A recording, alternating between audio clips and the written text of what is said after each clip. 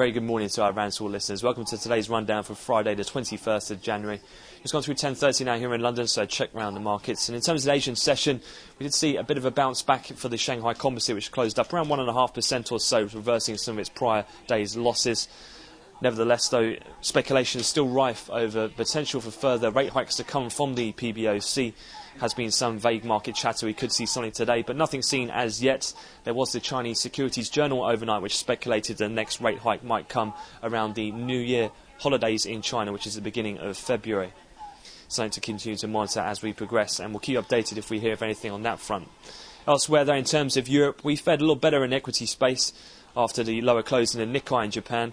In terms of core Europe, up around 0.5% or so in the equities, led by oil and gas. But the real outperformance is being seen in the peripheral stock indices, particularly that of the IBEX, with the Spanish banks Santander and BBVA up over 3%. A lot of the press coverage has been in regard to the Spanish banking system. It seems as though their government is in discussions at the moment over potentially nationalising some of the Caja banks there, the saving banks, and that is aiding some of the sentiment and also lifting the euro in the currencies.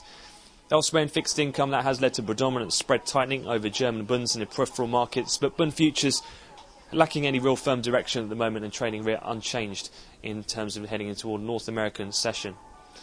In terms of UK data, we did see today the retail sales report for the month of December, which came out a lot worse than expected, minus 0.8% on the month due to the bad weather conditions being the most heavily influencing factor there. As such, did see cable come under some severe selling pressure, which spiked lower by around 30 pips or so on its actual release.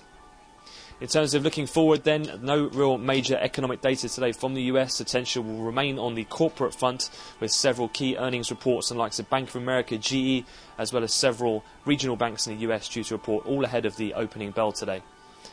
That concludes the opening wrap for this morning. We'll have another update at the cash close in Europe, and that's all from me for this week. So have a great trading session and a great weekend.